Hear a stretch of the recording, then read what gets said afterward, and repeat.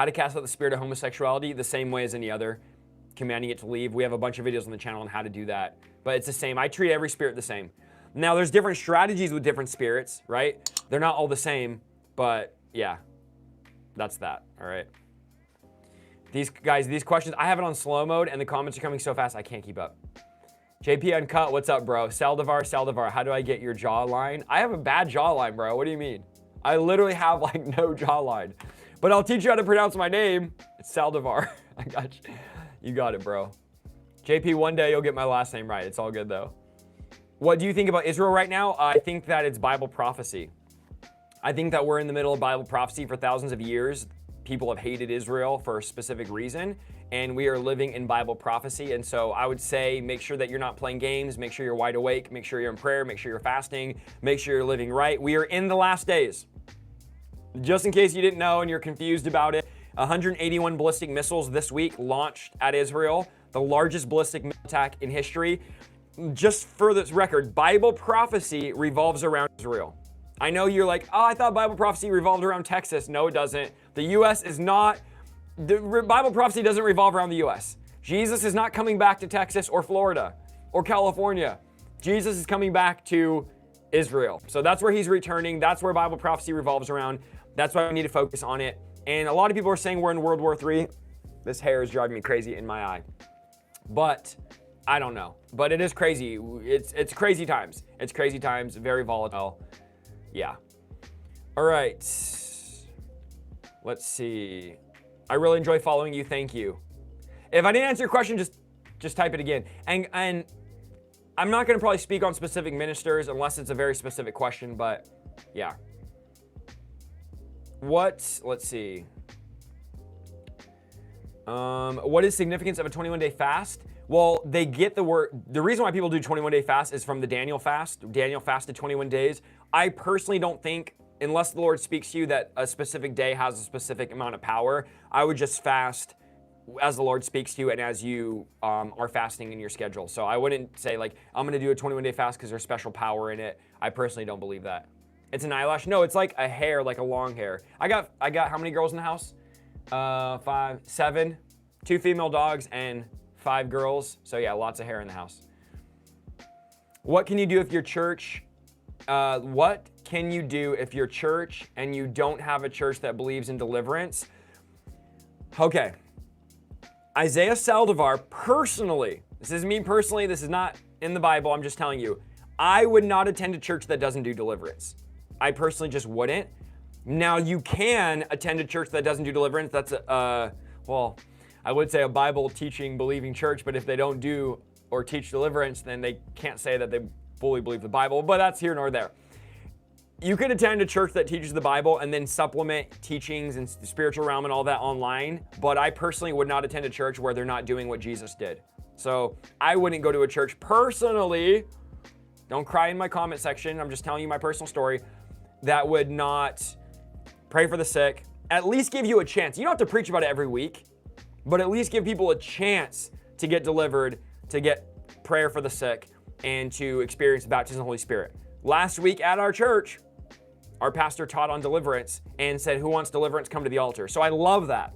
I want to be in a place where they open that up. And every week, if you need deliverance or healing, you can go to the altar and get prayer. So I love that. All right. Do you have to get baptized again if you already did at age 9? I probably would, unless you were very aware at age 9 and serious. You don't have to get baptized and rebaptized, but I would if you're older now and you're really committing to the Lord. There's nothing wrong with getting rebaptized. So yeah, I would definitely. Do you think Donald Trump will win the presidency? Guys, with everything going on in the world right now and all the corruption we see, nothing will shock me.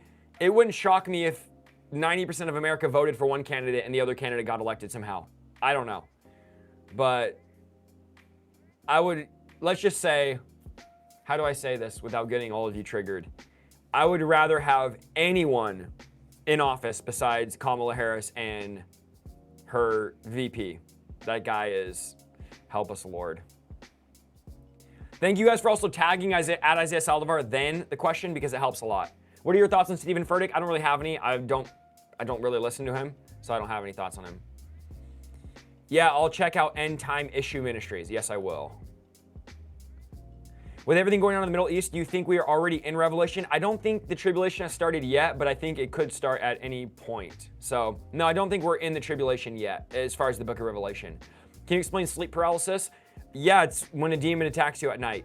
Now, of course, everyone has their own description of what sleep paralysis is, but when you have a dark figure on you choking you and you can't say Jesus, then that is usually what they call sleep paralysis. I call a demonic attack at night. Why is that the only name that you can't say if it's not demonic? Just anointed to be a watchman, any advice? Not sure what you mean by that, but I would say just live a life of prayer if that's what you mean by being a watchman. But I'm not fully sure on what you mean anointed on being a watchman. Are we still supposed to tithe 10% of our earnings? I talked about that earlier. It's not required any longer. I would give generously and go over and above and give cheerfully, right? God understands if you're, well, I don't even want to go into it, but yeah, give cheerfully. My girlfriend's mom laughs at me every time I bring up deliverance to her, and I can't tell if it's her or the demon, but she won't do it. It's probably the demon, Jax. That's super common for people to laugh when you talk about deliverance or when you start praying for them to be delivered.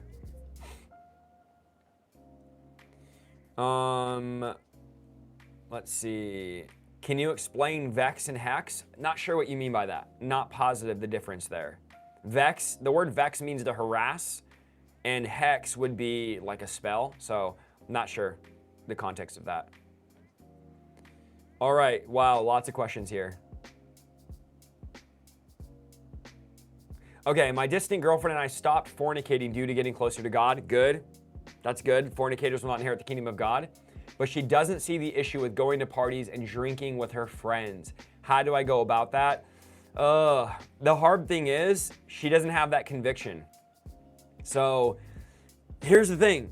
If you're a Christian, genuinely, and I'm not trying to be rude to her, Nate, but genuinely sold out, genuinely on fire, serving the Lord, you've denied yourself, you picked up your cross, why would you want to go party and drink?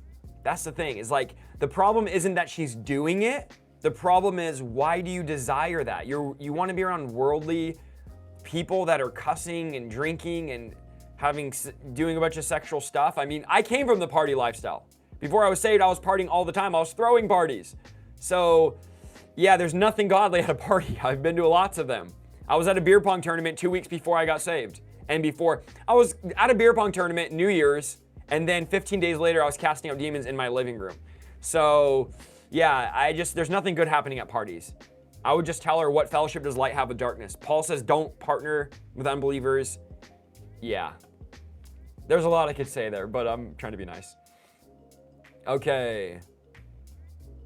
Is taking ADHD medicine a sin? I don't think it's a sin. I just personally wouldn't be taking medication because these medications are not only not proven to even help you with a lot of stuff you're going through, but a lot of times they make you worse. They turn you into a zombie. So before I got medication, I would be seeking deliverance, but I'm probably more against medication than most people because I know how addicting it is and how these companies are money hungry, and a lot of it is run by profit. So yeah, if you talk to most preachers or pastors, they would probably lean more towards, yeah, it's totally fine. I personally would never get on any mental health medications or want my family to, because it's just, the effects are terrible.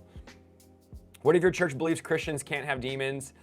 That's a lot of churches. You just described 90+% of them because they don't do deliverance. They don't believe that. I wouldn't attend a church like that. How am I going to write a book? Shout out to my book right here, How to Cast Out Demons, where I have a whole chapter on why Christians do need deliverance, but then I go to a church that doesn't believe it. If your church doesn't believe it, then they're not going to offer you the chance to get delivered because Christians can't have demons. So that's why they're not doing deliverance. It's a whole thing. Yeah. What's your favorite ice cream flavor? How do we go from that to that? Let's see. If I ordered ice cream right now, I would probably get it depends on the mood I'm in, but maybe like a cookies and cream, a cookie dough, maybe like something with vanilla in it, like a butter pecan, I don't know, something like that. Pralines and cream, that was my grandpa's favorite. He ate that a lot growing up. Something like that, just something with vanilla, caramel, yeah, all that. Do you believe in ascending to heavenly places, otherwise known as realms? Not on your own will and not trying to astral project out of your body, which is what some Christians teach. If God takes you out of your body and shows you something in the heavenly realm, fine. That's what happened in the Bible to Ezekiel and many others. If you are sitting there teaching people that they can ascend into heaven anytime they want, that is not biblical. I hate to tell you that is not biblical. If you're sitting there going like, ooh, I'm going to ascend to heaven and, astral project and visualize, that's new age. That's not biblical. I don't know what to tell you. So yeah, depends on what type you mean.